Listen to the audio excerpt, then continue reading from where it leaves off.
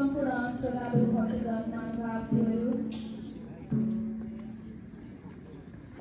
यहाँहरू सम्पूर्णलाई मैले बारम्बार उद्घोष गरिरहेको छु।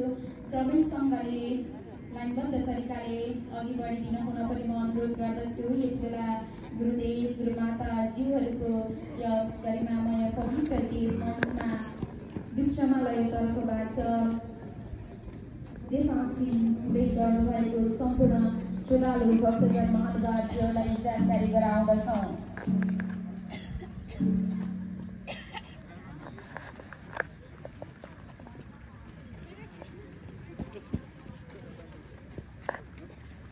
सम्पूर्ण श्रोतालु भक्तजन महानुभावज्यूहरू अब भने हामी कृति विमोचन कार्यक्रमलाई जोड्नेछौँ। त्यस पछाडि भने माङ्मिक्तोक अर्पण भेटी चढाउनु हुने महानुभावज्यूहरूलाई अघि बढिदिनु हुन म अनुरोध गर्दछु।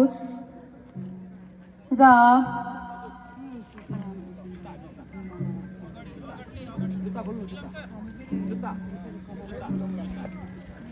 सम्पूर्ण श्रोतालु भक्तजन महानुभावज्यूहरू आज हामी एकदमै विशेष दिनमा रहेका छौँ र अब पनि म गुरुदेव गुरुमाताज्यूहरूको सम्मानार्थक निमित्त माङ सेवाको लागि सङ्केत प्रदान गर्दछु।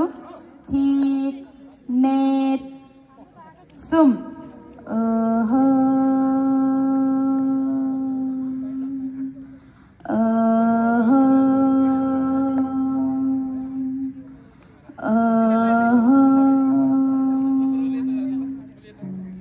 नोगेन र अब भने चाहिँ म कृति विमोचनका निमित्त लेखनाथ छेम्जङज्यूलाई अघि बढिदिन हुन अनुरोध गर्दै म गुरुदेव गुरुमाताज्यूहरूप्रति कोटि कोटि सेवा ढोक चढाउँदछु।